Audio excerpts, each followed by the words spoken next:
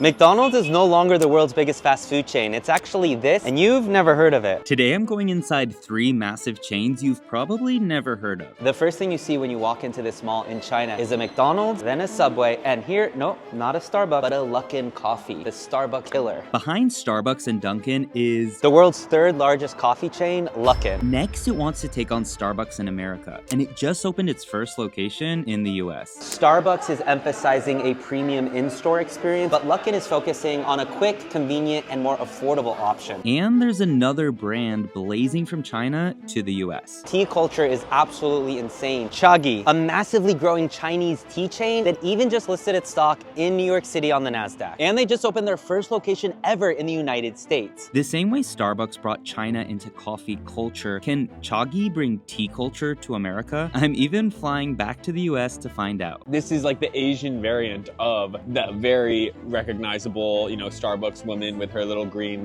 she's a mermaid, right? Luckin Coffee was China's answer to Starbucks. Fast, digital, and everywhere. Back in 2019, it made a huge splash with a $645 million IPO on the NASDAQ. But just a year later, scandal. Turns out they cooked the books, faking over $300 million in sales. The stock tanked, the CEO got fired, and Luckin got kicked off the NASDAQ. Everyone thought it was game over, but Luckin didn't just survive, it thrived in China and restructured. And get this, they just opened their first US location. It's in New York. So will we see Luckin Coffee pop up in street corners across America? Everything here is super digital, so most people are ordering on their phone. They're skipping a cashier entirely, and even if they come to the cashier, the first thing they see is a QR code. But because I'm not fully immersed in China's tech ecosystem, I'm gonna need some help. So I do see an actual menu with English. About 70% of the menu is coffee, and then another 20-30% is teas and snacks. So it is interesting. It is a coffee chain. Right now in China, I'm noticing a lot of tea chains that are popping up, but Luckin is the original kind of company to take on Starbucks. But Starbucks is often credited with making going out and buying a cup of coffee in China a thing. Hi, ni hao. Can we please have 1 coconut milk ice, sugar level low? I'm gonna pay using Alipay. As nice as digital payments is, sometimes, especially as a foreigner, it's actually more complicated. Honestly, tapping my Visa or Amex would have been so much easier right now. Now, sometimes Alipay is great because all I do is I just show them my QR code and they charge me. But this time she's asking me to scan her code and then send her the money. So it's now scanning her QR code. Scan. Yeah,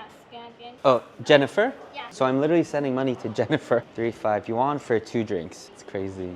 That's less than $2.50 per drink. So I just paid her Alipay, I think. Is that going to Luckin or going to her wallet and then she sends it to the company? Let's see if it went through. Oh, so now I'm gonna put in a code to officially confirm that I'm sending money to Jennifer. Okay, did you receive my payment? Yeah. Thank you so much. See, most Chinese customers are placing their order and paying directly on an app, but because I'm visiting, I don't know how to do that. So apparently the barista has me pay her directly to her personal account, and then she will submit the order in the app. It's really interesting to me. Iced is a really big deal in China. Even at the tea shops I'm going to, it's mostly iced. I'm usually the only one getting hot. It looks like the customers will scan a QR code here, and then it'll tell them which lane their drink is on. So you've got 0, 1, 2, 3, and it goes all the way to 9 lanes. So imagine the kind of volume they're doing on a busy moment. And it's kind of interesting actually, because most coffee shops you go to, they're shouting either names or numbers. Here, it's relatively quiet. It's all done on the phone. Me? Oh wow, Sheshe. She's giving me cute Luckin stickers along with my coffee. Sheshe, look at that, some cute stickers with my coffee. I'm not sure why she gave me these stickers. Maybe it's for kids and foreigners in China. Luckin is often introducing new flavors like coconut latte. Apparently this is super popular here in China. One thing I'm a bit surprised by was how kind of simple and small the menu is, much smaller than Starbucks. And when a company does that, it allows them to obviously be much more efficient. Another thing I've noticed in seeing Luckins around China is that they come in all sorts of sizes. Typically, Starbucks has a lot more seats and lounging areas. Some Luckins I've seen have no seats at all. They're kind of just meant for a quick takeout coffee. But Luckin is focusing on a quick, convenient, and more affordable option. So even though they're direct competitors, they're kind of operating in 2 different segments of the market. A few minutes later, I noticed something I've never seen before. It's called Starbucks Now. Because Starbucks is seen as a premium lifestyle brand in China, a place where you go, sit down and enjoy your cup of coffee, I'm seeing a place called Starbucks Now, which presumably probably is a place for just a quick grab and go. You literally are here to just grab your coffee. There's no place to sit inside. There's not even a cashier inside. It's literally just a counter where you order on your phone, grab and go. This is a way for Starbucks to grow in China without needing large retail locations. This is kind of like an express version of Starbucks. So it's super chill, super small, and it's a way for Starbucks to grow quite a bit in China without needing massive retail space. Chagee, it's a fast-growing Chinese tea chain that even just listed its stock in New York City on the NASDAQ. The first thing I notice is the logo. It's oddly similar to Starbucks with the woman in the green circle. Now I see a woman in a red circle. So many options. No coffee. So you won't find any coffee here. It's all tea. There's about 15 to 20 options I see on the menu. Lots of milk teas, fruit teas, and then fresh tea. But you can see the most popular things here is the milk tea. I'm ordering a milk tea. He's asking if I want a lot of ice, a little ice, and sugar, little, please. Less? Yes.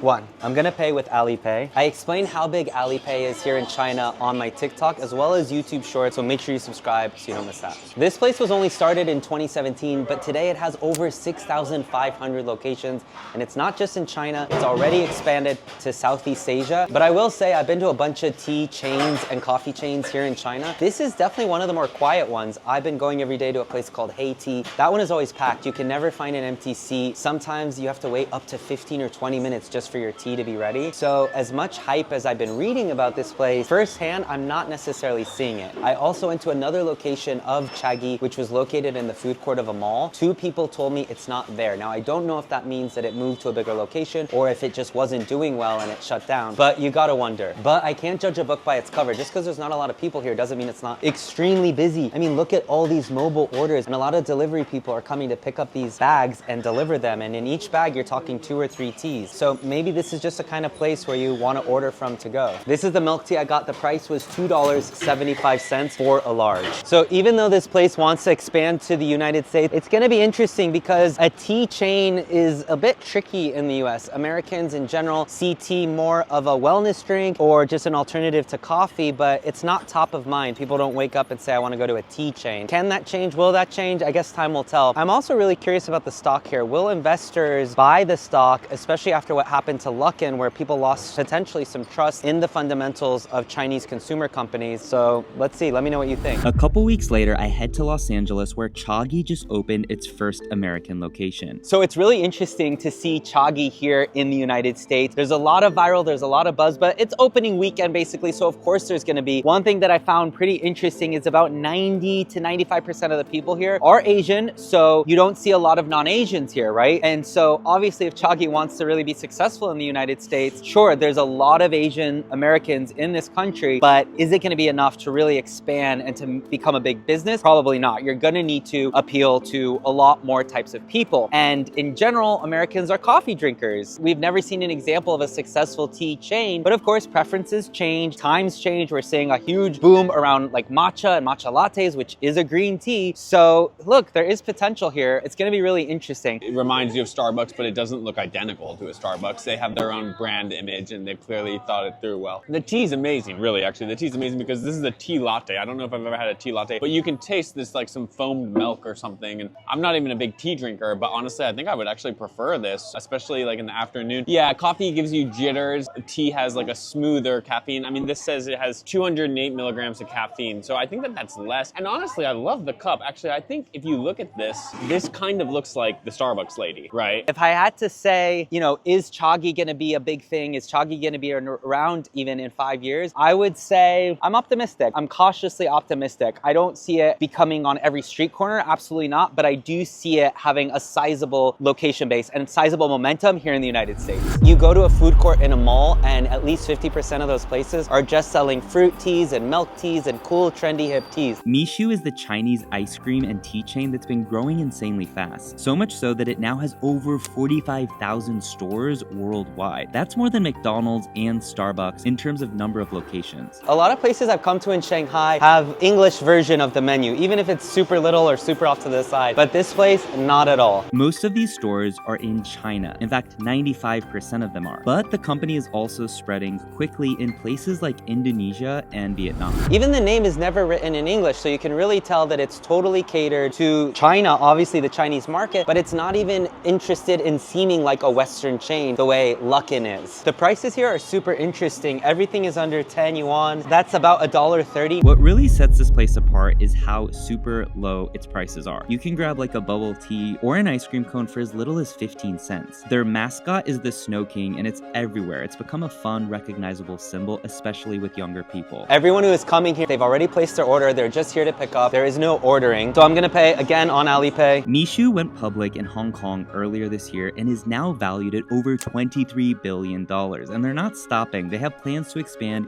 even more globally, aiming to open in the US and to keep their brand growing around the world. So just like that, I paid 12 yuan. I'm not exactly sure what drink I got. I just pointed to something at the menu. But this drink plus an ice cream cone is $1.60. Now, that is crazy cheap, and you might be thinking, okay, well, you're in China, but think again, because in Shanghai, prices are not this cheap. A cup of coffee at Starbucks is between $4 and $7. And it's probably one of the main reasons that it's been able to grow so quickly. I mean, even Luckin Coffee is supposed to be like an inexpensive coffee chain compared to Starbucks, but that's nothing. This was literally about $1. They keep costs low by controlling their supply chain and selling ingredients and equipment directly to their franchisees, so that quality stays consistent without the big price tag. One thing I've noticed here in China is that, yeah, coffee culture has grown in popularity. Obviously, Starbucks loves this country. But more than that, and this has probably happened more recently in the past couple years, is tea culture. Starbucks has grown and everything like that. But let me know what you think below. Can these Chinese chains become global and overtake the likes of Starbucks?